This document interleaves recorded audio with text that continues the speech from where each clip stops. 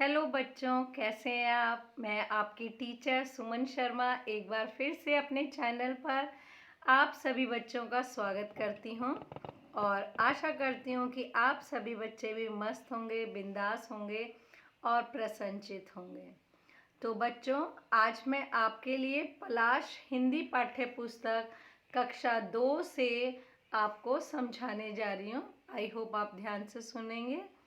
और इस पाठ को शुरू करने से पहले मैं आप सबसे रिक्वेस्ट करना चाहूँगी, जो पहली बार इस लिंक से जुड़े हैं, प्लीज़ बच्चों मेरे चैनल को लाइक करो, शेयर करो और सब्सक्राइब करो, जिससे समय समय पर आपको हिंदी विषय संबंधी जानकारी मिलती रहे।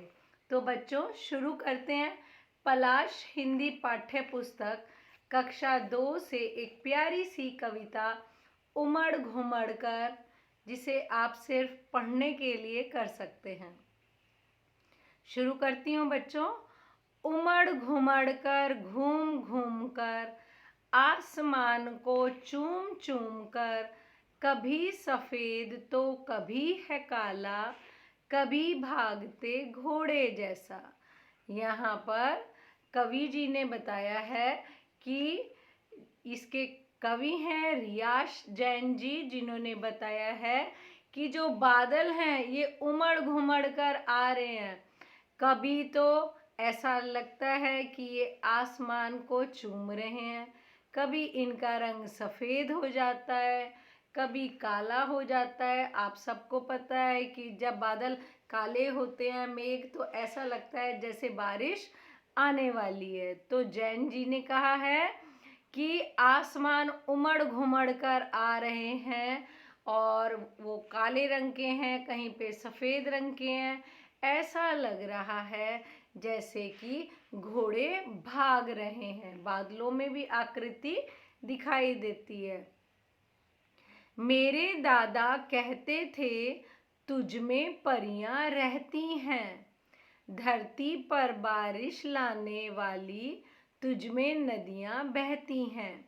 यहाँ पर कवि कह रहे हैं, भाई मेरे दादाजी बोलते थे कि आसमान में बहुत सारी परियां रहती हैं और बहुत सारी नदियां बहती हैं।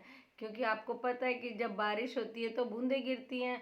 तो कवि कल्पना कर रहा है कि धरती पर जो बारिश लाने वाली जो बहुत सारी रिवर्स हैं, नदियां हैं, वो भी आप में जन्म लेती हैं। ए बादल प्यारे बादल, मैं तुझको छूना चाहता हूँ, तेरी गोद बैठ मैं दुनिया भर में उड़ना चाहता हूँ।